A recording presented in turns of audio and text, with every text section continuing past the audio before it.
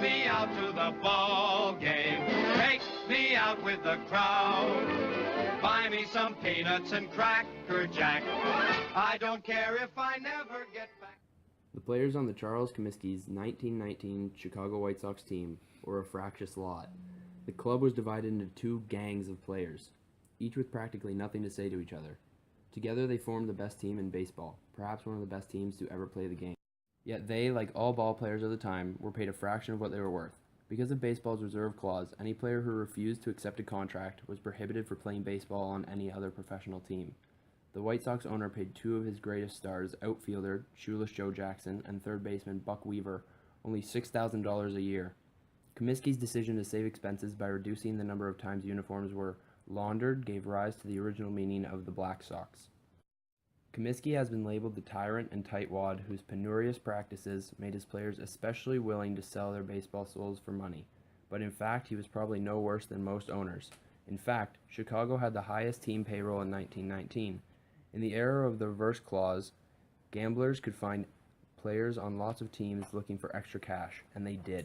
The idea of fixing the series sprang into the mind of a tough 31-year-old Sox first baseman named Chick Gandil. Whether or not the initial idea was his or that of a gambler, it is clear no player is more closely connected to the fix than Gandil. In a 1956 Sports Illustrated interview, Gandil frankly admitted, "I was a ringleader."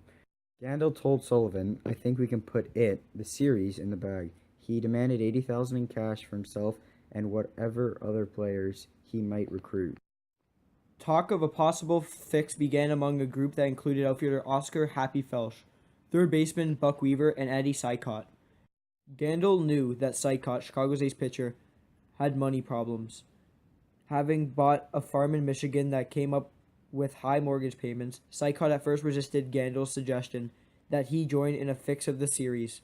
3 days before the series began, he told Gandil, "I'll do it for $10,000 before the series begins." He did this because he had various money problems. With Sicott and Felsch on board, Gandil's efforts to recruit additional Sox players took off. Shortstop Risberg and utility infielder Fred McMullen said that they were in. In addition to this, Gandil went after, and soon convinced, Claude Lefty Williams to join. Also approached Shoeless Joe Jackson to join in the plot. Game 1 stood at 1-1 in the fourth inning when Sicott, the ace pitcher for the White Sox, began to throw the game. He gave up hit after hit, eventually losing the game 9-1. Charles Comiskey and Sox manager Kid Gleason were beginning to suspect that their team was throwing the series. The fourth inning turned out to be the turning point in Game 2 as well. Lefty Williams, renowned for his control, purposely began to throw wild. Other White Sox players, such as the White Sox catcher Ray Schulk, began to become upset at Lefty Williams' performance. They began to confront the White Sox manager. The White Sox went on to win Game 3, lose Game 4 due to Sicott's 2 fielding errors, and lose in Game 5 due to many fielding mistakes. After Game 5, the players were not given the money they were promised. The players became fed up with the gamblers and began playing like the actual 1919 White Sox that they were. The White Sox took Game 6 5-4, then won again in Game 7 4-1. With a win in Game 8, the best of the 9 series would be tied. Threat or no threat, Williams pitched poorly in Game 8. He threw only 15 pitches, allowing 4 hits and 3 runs, before being taken out of the game with only 1 out. Cincinnati went on to win the game and the series 10-5. On June 27, 1921, the case of State of Illinois versus Eddie Sicott opened in the Chicago courtroom of Judge Hugo Friend. The players faced charges of conspiring to defraud the public, conspiring to defraud Sox catcher Ray Schulk, conspiring to commit a confidence game, conspiring to injure the business of the American League, and conspiring to injure business of Charles Comiskey. Eventually, the jury ruled them not guilty, and the crowd in the courtroom rose to cheers.